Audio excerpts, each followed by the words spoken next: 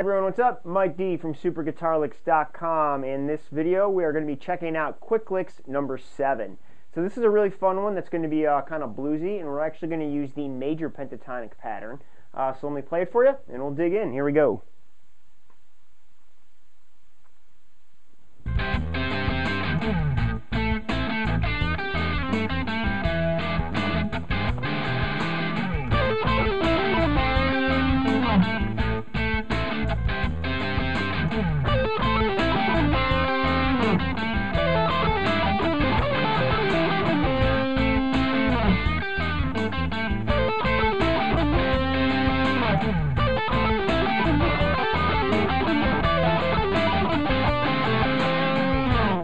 Alright, cool.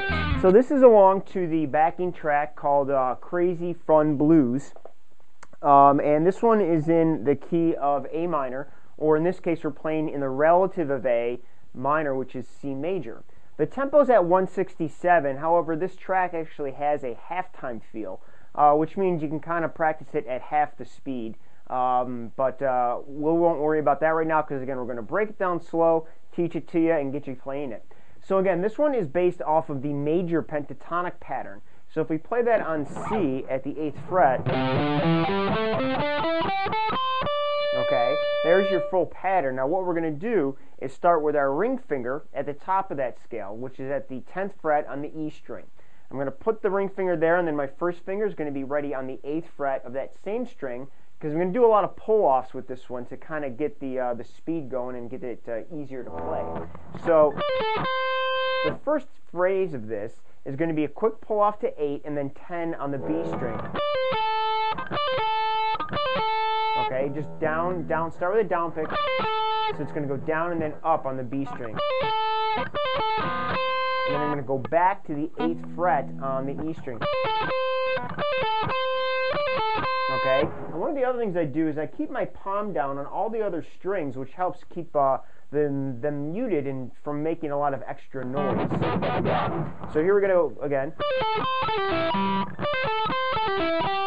So we're going to go to 8, then we just jump down a string and do the same pattern again on the next set of strings, which will be 8 on the B string, pull off to 8, then I'm going to play 9 on the G string, and then come back to the 8th fret on the B string. Okay. So again, now it's kind of two phrases, but you can see how when you play them together, it's one long phrase, because we're also putting a little bit of a swing rhythm to this to fit the groove.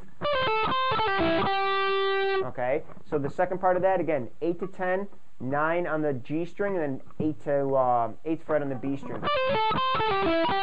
Alright, now what we're going to do, that's where it kind of ends. So we're going to go to the 9th fret on the G string with my ring finger, pull off to the 7th fret with my first finger, and then use my pinky on the 10th fret of the D string. And that's essentially the lick. Now with this one, because the tempo is so quick, you can loop it back to back, but it's pretty fast. You got to really get back to that first note to get it to sound right.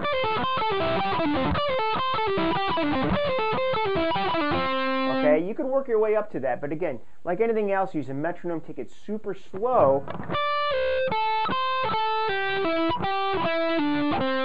and keep it even, okay? It's a lot easier to put the swing rhythm to it after you get this down better and things get moving better. So there's your lick to start off with. Now what we can do, though, to build it up, is use the rest of the scale pattern and play all the way down to the bottom. And sometimes it helps to end back at the 5th fret on the big string, because that's essentially where your key is, okay? And there's a bunch of little variations you could do towards the end. You can keep repeating the same pattern, or as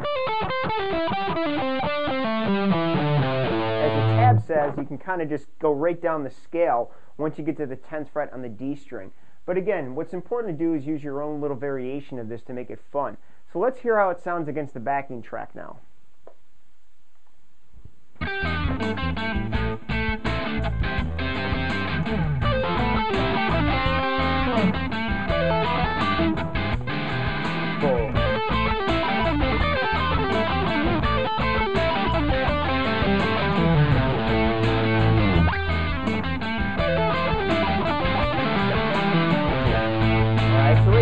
example of how if you play through the full scale, you can get a nice smooth sound, and it certainly sounds good at the end of a phrase.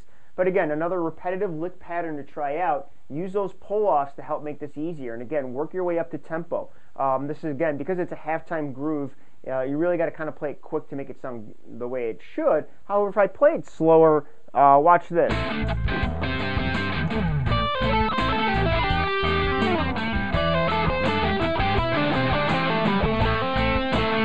Something like that. Okay? You could certainly do to get your fingers used to the motions and everything else, and then when you're ready, you could really start cranking up that speed. So there's quick lick number 7. Have fun, and we'll see you soon. Thanks for watching. Be sure to share this video with all your friends, and then go check out superguitarlicks.com to get access to more free guitar lessons on soloing and lead playing, as well as backing tracks to jam along to, and a whole lot more. We'll see you soon. Later.